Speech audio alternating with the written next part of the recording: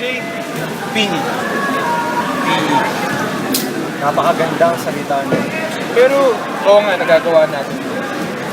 Pero, kung papansinin natin, once a week lang. Tapos, 50 minutes pa. Give or take yung 5-minute break. Mga ganun pa. Walang nakulang, tapos yung ginagawa natin ngayon, puro discussion, walang action. Oo, totoo yun. Di ba? Discussion. Eh, sa discussion, nakaupo lang tayo. Hindi naman tayo nagpapawis. Di ba? Tapos, after mag-discuss, doon naman tayo maglalaro. Tapos mga laro natin, mga 10, 20 minutes lang, di ba? Tingin ko dapat dagdagan. Oo, ako rin. Pero sabi nila, pangit daw. Eh, yung iba naman, kaya sinasabi pangit yun dahil stressful daw dahil may schoolwork na daw tayo. Dadagdagan pa PE. Hindi pag-uwi daw sa bahay, pagod na. Ano pa talaga? Ano talaga? Marami pa tayong kailangan malaman. Marami pa talaga tayong kailangan malaman at malalaman.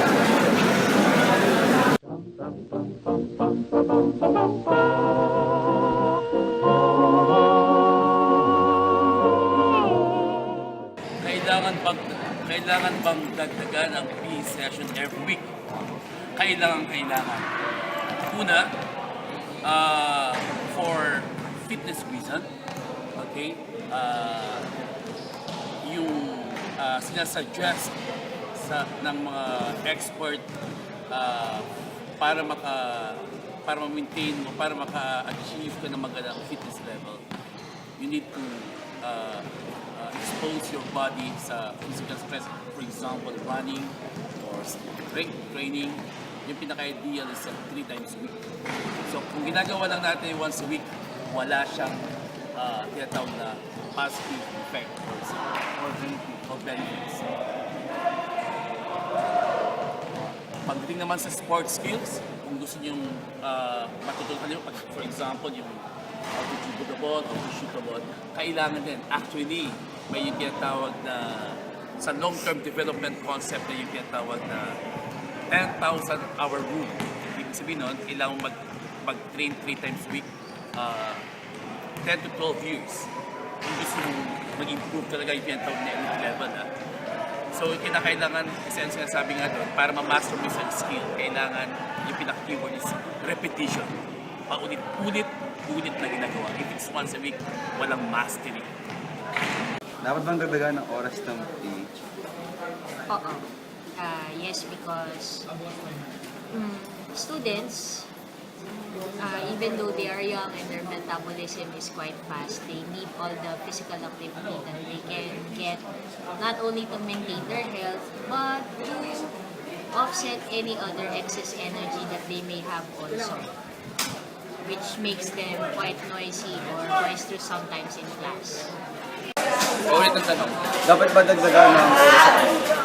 Sa tingin ko, nararapat naman na dagdagan yung oras sa PE kasi alam naman natin na karamihan ng mga estudyante ay hindi lamang magaling sa larangan ng academics, kundi rin sa larangan ng paglalaro. Kumbaga, yung iba, maraming mga atleta dyan.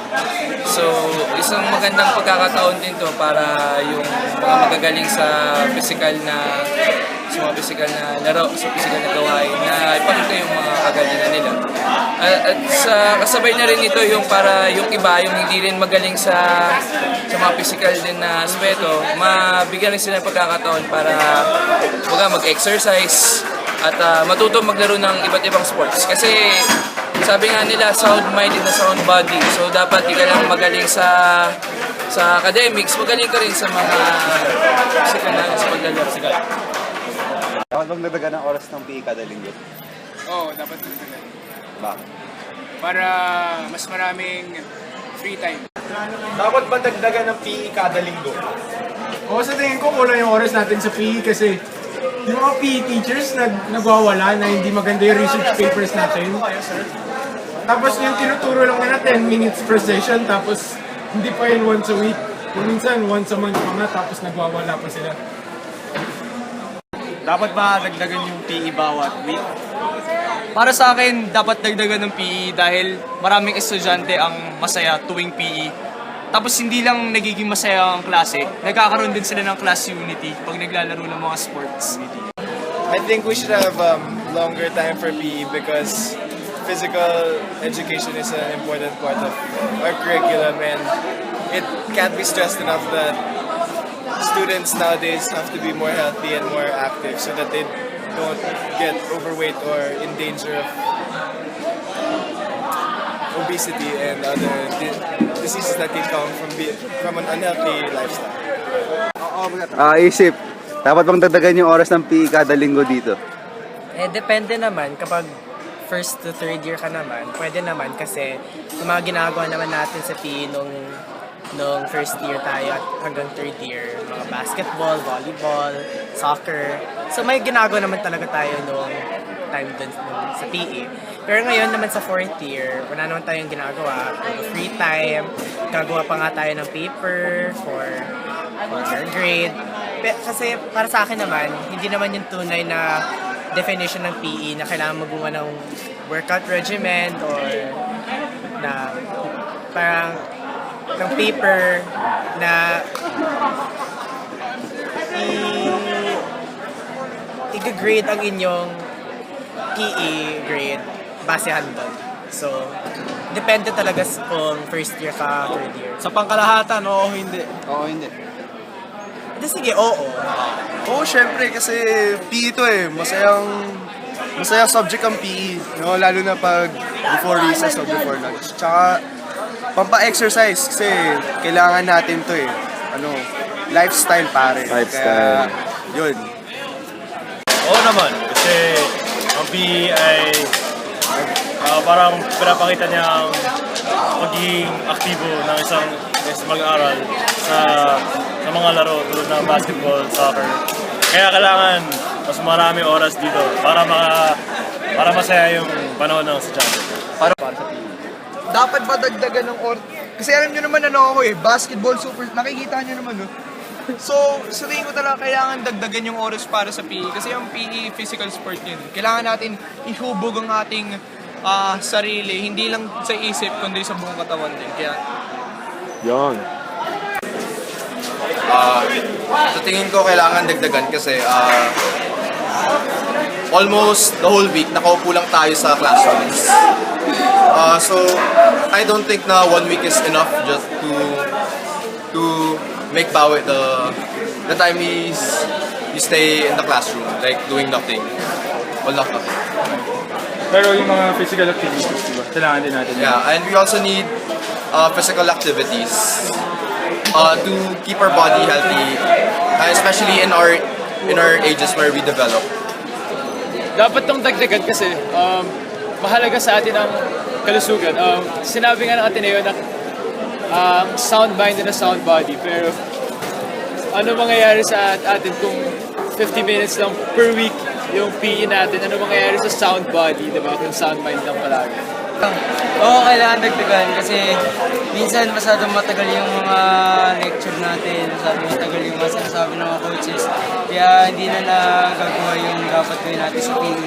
Tsaka yung rason naman bakit tayo nag-PE para exercise, ganyan. Iba tayo mga nagle-lecture. Kaya yun, kaya dagdagan yung oras para malagay pa rin yung lecture tapos makapaglaro na tayo ng mapag-isip. Okay. Kailangan may PE kasi una, maganda to para sa physical na katangian natin. Tapos, sa stress ng buhay natin, kailangan natin mag-exercise sa iba't ibang asignatura tulad ng PE. Dapat ba dagdagan ng oras para sa PE? PE? Pare, pagkatapos ko bumagsak last term, dadagdagan pa ng oras sa PE. Feeling ko, hindi na. Kasi una sa lahat, baka mabawasan yung oras dun sa mas mahirap na subject, gaya ng physics sa math. Dahil bumabagsak doon, tapos pabagsak ka pa sa PE ngayong year, lalo na para sa atin, 4th year tayo. Tapos puro research, exercise program, daming research paper na sasubmit. Tapos magkaka-F2 ka sa PE. Sino nagkaka-F2 sa PE, pare? Tingin ko dapat di dinadagdagan ng oras dyan Dapat nga, ibahin pa yung Basta, yun. Ayun na yun. Dapat bang dagdagan ng oras ng PE kada linggo? Hindi. Bakit? Dahil para sa akin, nakukulangan na tayo ng oras para mag-aral ng mga mas importanteng subjects ngayon. Katulad na rin ng yung top 3, math, English at physics. Oo, kailangan ko dagdagan kasi hindi pwedeng puro aral sa buhay, sabi nga sa Buddhism, kailangan natin ng balance ng gitnang daan. Eh kung puro aral tayo, mas mabilis tayong ma-stress. Syempre, kailangan natin mas maraming oras para magpawis, magtanggal ng pagod. Ayun lang, kung napapanood to ngayon nila Mr. Gavino, ng mga PE teachers, at tigilan nyo na yung mga research paper kasi yun nga, 1 oras na nga lang kami kada linggo, wala pa kaming gagawin. I mean, papasulat nyo pa kami ng papel. Hindi PE tawag doon. PE.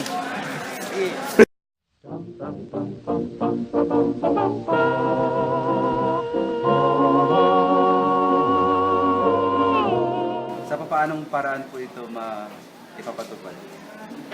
Okay, first, the actual class schedule per day has to be studied. We need to remove some subjects, move them to other days to create more time.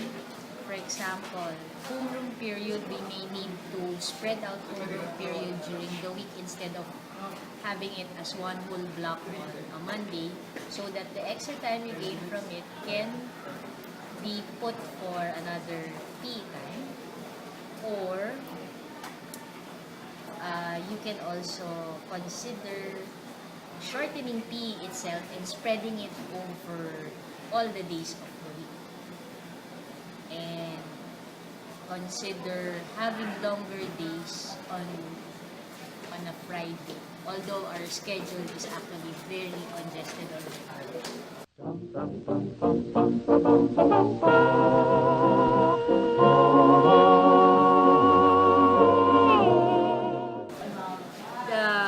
I found PE useful and not so useful when I was a student. For example, in second year, we studied different kinds of dances, as in ballroom dances and modern jazz dances, so I found that useful. Gymnastics was not very useful because mostly you just did stretching, which did not seem to give you any benefit. First year was also quite useful and relevant because we learned Philippine folk dances. Fourth year was also useful because we learned different kinds of team sports.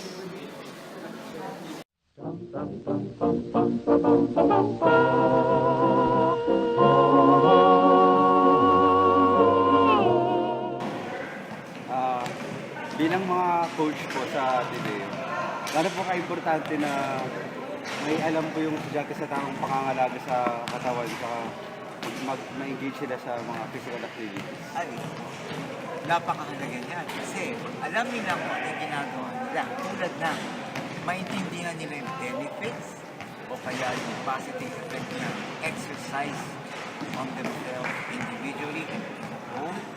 Okay, they can be a very productive citizen of the country. Ngayon, siyempre kung alam mo yung dapat gawin, dahil sinabi yung exercise dapat yung kaya yung klase ng PE, kung pwede sana, more time, sana madagdagan. Ganun din, kasi para meron yung tinag mastery. Kumbaga naman sa music and arts, siyempre lagi ka nag-rehearse, para matutunan yung instrument. Yan, guitar, violin. It's not only a matter of knowing how to run, play basketball. Beyond that, dapat alam nila kung ano yung ibig sabihin, ano yung pwede na makuha na involved sa mga activity. Na sana, kung nag-graduate ng high school o college, professional sa sa pamilya, okay, nag-lead pa rin siya ng healthy lifestyle kasama ng anak niya. Okay, may pinili siyang activity na carry over activity na hanggang pagka-edad niya, nag-basketball pa rin siya. Not in an elite manner, pero alam mo yung kahalaga ng exercise. Nag-exercise siya, healthy. Okay, at least nakatulong sa physical fitness niya. Okay, magiging productive siya. Maalagaan niya yung family niya. Mga ilang taon na po ba kayo nagtuturo ng physical education? Si Coach Ompo, mga 21 o 22 years. Then ako, 20 years. Sa 20 years po ninyong pagtuturo ng PE, meron po ba kayo napansin mga epekto nito sa mga estudyante? Ay, oo. Kasi minsan pag naging involved sila sa yung mga activity, kasi yung mga naging varsity players. Pero masaya kami kasi nakalipas ng mga ilang taon, marami na rin kami nakikita mga bata na hindi naman athlete na hindi pagkatapos ng, let's say, ng klase, ang dami namin nakikita na namin tumatakbo sa oval, exercise, may mga marami naglalaro ng football, may mga nag-ultimate frisbee, may mga flag football, at kung ano ang ibang mga activity. Kasi noon, pagkatapos ng PE, parang wala kami masyado nakikita. Pero syempre, number one sikat dito, basketball. Marami na po basketball. Okay? Whether varsity or let's say regular students, pero nung napansin nga namin, even yung mga honor na, ang dami mga honor students, na involved sila sa mga football. Pero, kung pipilagin mo kung konti lang talaga yung mga estudyante. Sundan ko na yung sinasabi ni Coach Max. Out of like, yung student population dito siguro mga 10 to 20% lang talaga yung nag-i-engage sa mga physical activities. Dahil yung reason is they're enjoying the sport. Dalawa lang klase yung naglalaro sa basketball. Sana nakikita niyo ngayon. Yung naglalaro, dahil kung hindi sila maglalaro, hindi sila sa papasa sa PE. So, extrinsically motivated sila. Namamotivate sila to play kasi they're after the grades. May mga ibang estudyante rin na kahit walang grade, dahil masaya sila sa paglalaro, okay, naglalaro sila. Ito yung mga students na nakikita mo na nagpipili after PE section. Itong mga batang to, sila yung mga sinasabi ni Coach Brax na pero. Sila ito yung mga students na pag lumabas sila sa school, meron sila yung tinatawag na advantage pagdating sa buhay. Dalawa lang kasi yung yung dahilan kung bakit kailangan maging physically fit ng isang tao. Meron siyang advantage, for example, Coach Ompong. Ang dami kong ginagawa dito. Andito ako from 6 o'clock to 6 o'clock ng hapon. Ang hirap ng very stressful physically, tapos yung iniisip mo. Nag-coach pa ako. Pero pag uwi ko sa bahay, since physically fit ako, meron akong time for other activities. Yun yung advantage ko sa ibang mga sedentary individuals. Yun yung pagkakaiba, yun yung advantage, isa sa mga advantages ng physically active na individual dun sa mga sedentary. Pag tinawag na sedentary, ito yung mga walang ginagawa. Active. Okay, second reason kung bakit kailangan mag-engage kayo or yung individual sa exercise. Ang dami ng mga dumating na mga sakit ngayon. Okay? Ang pinaka-best medicine para makombat lahat ng mga sakit is exercise. Libre siya. Hindi binibili yan sa mga drugstore. Ang kailangan mo lang is deliberately expose mo yung sarili mo. Fun time, punta ka sa obat, you run, hiram ka ng bola, maglaro ka ng basketball. Number one is exercise. Saka napaka-unique ng PE subject area. Una, ito na yung subject area na ma-achieve yung objective na yung tatlong domains ng teaching. Okay? Cognitive, psychomotor, sa affective. Okay? Aanihin natin yung galing sa ibang subject areas, galing natin sa figures, pero kung hindi naman tayo physical. Diba? Napaka-importante yun.